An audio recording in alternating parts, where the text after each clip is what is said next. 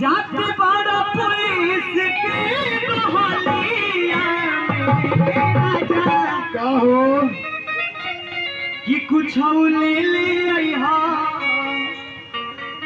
कुछ ले ले आइहा, कुछ ले ले आइहा, ललकी रुमालिया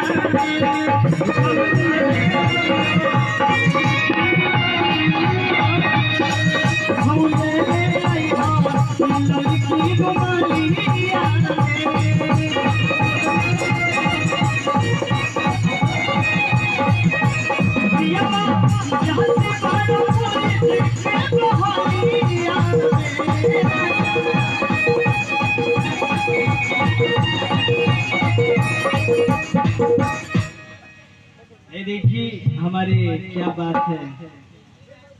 अवधेश बाबू हमारे छोटा बाबू की तरफ से बहुत बहुत पुरस्कार मैंने बहुत भाई समझ लेता है।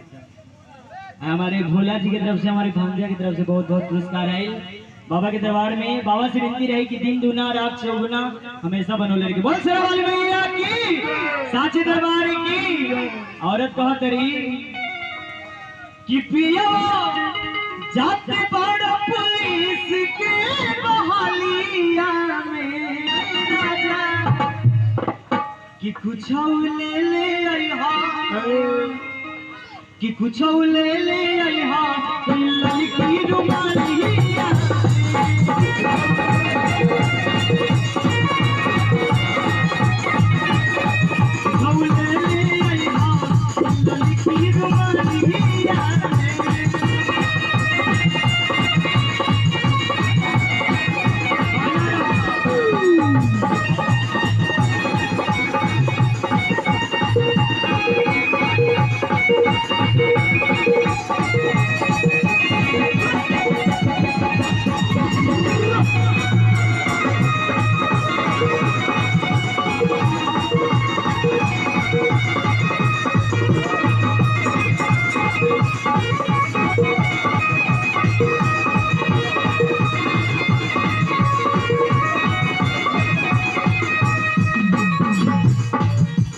हमारे अवधेश सर से उनका धर्म पत्नी कह रही है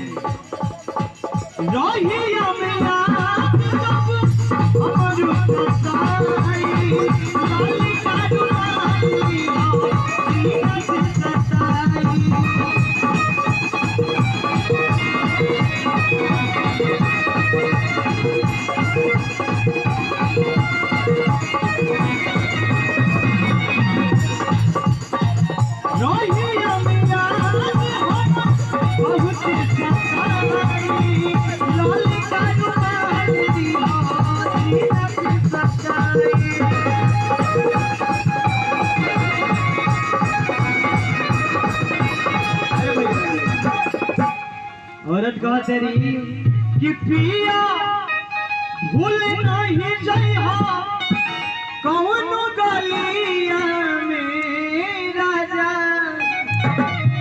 कि पिया भूल नहीं जइहा कौनो गलिया में राजा, कुछ ले ले जइहा ललकी रुमालिया